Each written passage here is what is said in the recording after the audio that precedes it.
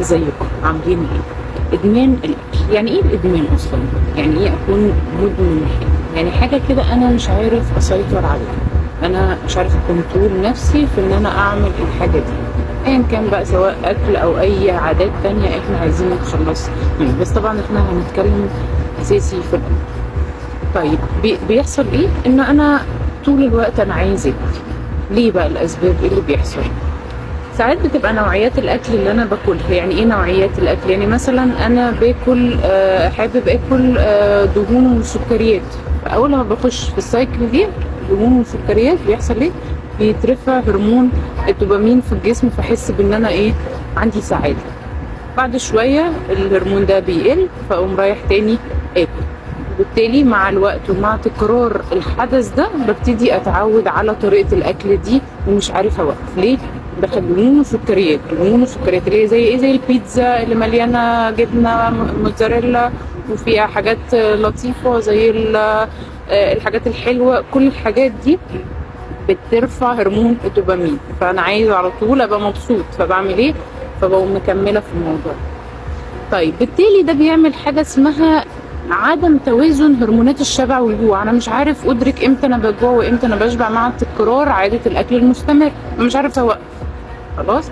طيب ايه تاني بيأثر على عاداتي او بيأثر على موضوع شراهة الاكل او ادمان الاكل؟ العادات اللي حوالينا. انا متربي ان انا اكل طول الوقت، باكل بالليل واكل الصبح واكل. كلنا تقريبا كانت عندنا الثقافة دي. او ان المجتمع اللي حواليا، اصحابي، كل ما نخرج ناكل، نروح ناكل فرايد تشيكن، نروح ناكل بيتزا، نروح ناكل مش عارفه ايه. فعاداتنا الغذائيه هنا في مصر او خروجاتنا او انبساطنا ان احنا نروح ناكل، ان انا اشوف احسن مكان جديد مليان حاجات بتشد وحاجات لطيفه وكده، وابتدي ان انا اروح عشان اكل الحاجات دي. طيب ايه تاني؟ الاعلانات. طول النهار اعلانات، بالذات لو انا فتحت اعلان واحد هتلاقي ايه؟ تليها الاعلانات الايه الكتير عن الفرايد تشيكن، عن البيتزا، عن الحاجات اللي بتشد، عن طريقه الطبخ، عن كل الحاجات دي كلها. طيب ايه تاني حاجات مشكله بنقابلها او بتخليني الجا لعاده ادمان الاكل؟ انا حاسس بالوحده، انا لوحدي معيش حد، فبعمل ايه اول حاجه؟ مش مثلا احاول افكر في حاجه تانية، لا، بنروح للاكل. كلنا كنا بنعمل كده، او سواء بقى اللي اتخلص من العاده دي او اللي لسه فيها. انا عندي اكتئاب وعندي توتر من مديري، من الناس اللي حواليا، متضايق، حاسس برفض، ما عنديش حب، ما حدش بيحبني. كل الكلام ده بيخلينا نعمل ايه؟ نتجه للاكل. فدي شويه المشاكل اللي بنقابلها او سبب ادمان الاكل. طيب الحل ايه؟ في حلول كتير قوي. ان انا ابتدي اواجه المشكله بتاعتي. انا مشكلتي انه انا حاسس بالوحده، فبروح اكل.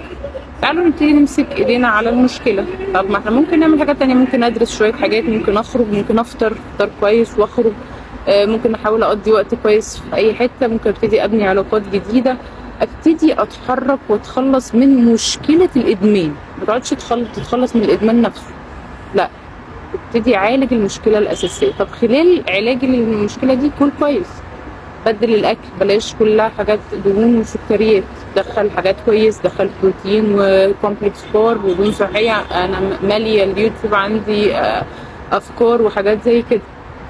طيب ايه تاني؟ بلاش كل الاعلانات اللي تفتحها او الفيديوهات اللي تفتحها فيديوهات اكل. افتح فيديو زي كده، افتح حاجات مفيده، ادرس، اقرا، اتعلم، افهم، عشان انت متضايق من التخن او زياده الوزن، صح؟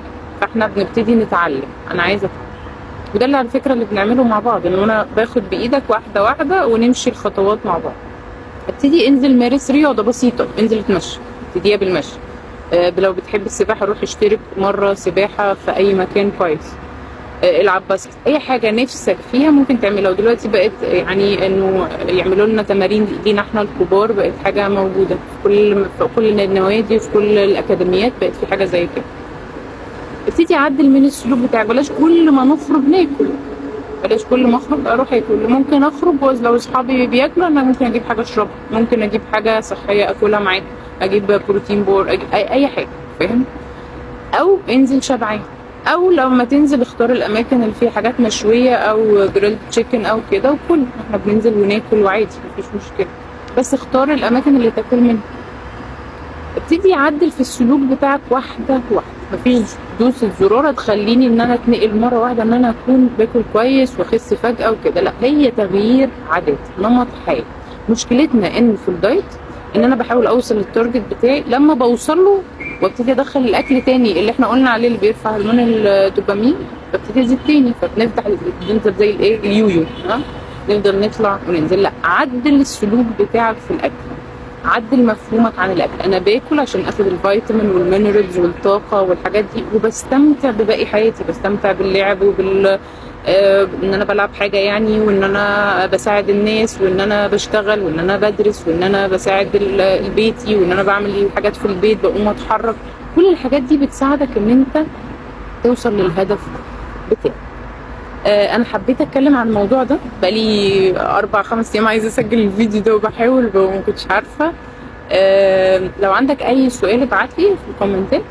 لو عايز باكج للمتابعه، هي تشمل على فكره تعديل السلوك، يعني انا بدرس هيلث كوتش الوقت ده، بتشمل ان احنا بناخد بايد بعض، احنا بنقعد نتكلم ونحكي ونشوف البدايل ونمسك ايدينا على المشكله، نحط ايدينا على المشكله ونحاول نعالج.